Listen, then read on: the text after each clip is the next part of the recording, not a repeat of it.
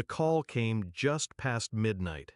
My brother's voice, raw with panic, dragged me from sleep. They pulled me over, took my last 200, arrested me, no reason. Before I could speak, the line went dead. I called back, not him, the officer. His voice oozed smug authority. So what? I arrested him for no reason. What you gonna do about it, punk? Then laughter.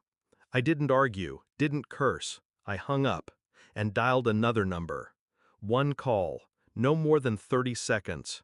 A name, an officer, a station. By sunrise, the chief of police was on my line, his voice cracked with fury. "Who the hell are you? Internal Affairs is crawling all over my department."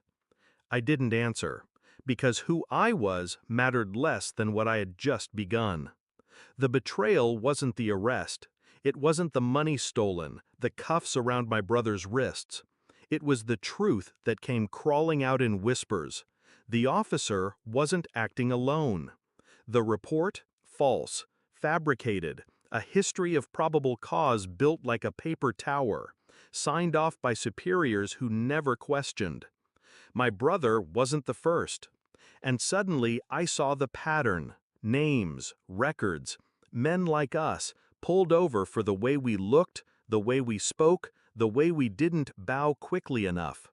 Each file carried the same signature, his. My brother was simply the latest trophy. And I understood. This wasn't corruption in isolation. This was sanctioned, hidden, nurtured. The betrayal wasn't only the badge. It was the silence of every officer who looked away. And I realized I couldn't save my brother by begging. I had to unravel the rot that fed on men like him, quietly, strategically. And when the truth came, it would consume them. I became a shadow in their system. Late nights at the courthouse, buried in archives no one touched. Records stretched back years, each one a variation of the same story. False charges, coerced confessions, lives derailed. I mapped connections, traced signatures, cross-referenced dates. My wall filled with paper, strings of red ink tying name to name. The officer was just a small predator, but his protection, captains, lieutenants, even the district attorney formed the nest. I gathered proof, slowly, carefully. Too much noise and the trail would vanish. On the surface, I was calm, visiting my brother in holding, smiling faintly when he asked if I was working on it. I was working on it.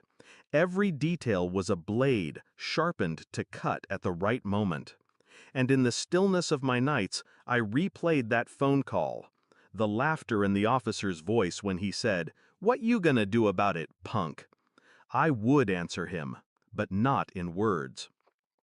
The package was delivered on a Friday, thick, heavy, every page a weapon. Sworn affidavits, tampered evidence logs, altered dashcam files restored to their uncut form. I handed it not to the police, but to Internal Affairs. Quiet, direct, no chance for interference. The officer's face when they came for him shattered. He stammered, denied, demanded to know who had betrayed him. I watched from the hallway. He looked for support from his fellow officers. None came. Their silence was no longer protection, it was survival. His voice cracked as they let him out. The arrogance that had stained his laughter was gone, replaced by the howl of a man drowning in truth. And still, I felt nothing, because this wasn't over. The chief called me again.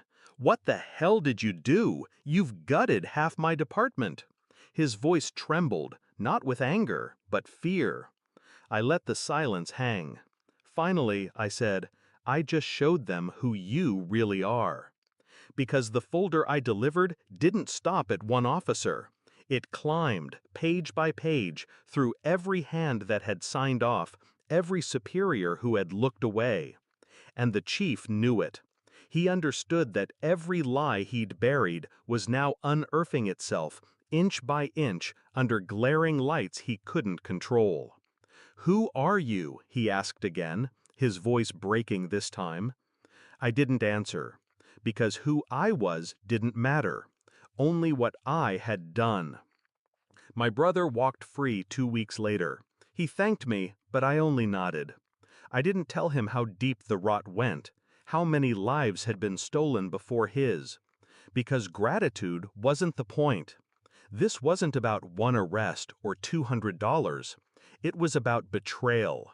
The trust people placed in uniforms, in oaths, in justice that had long since been sold.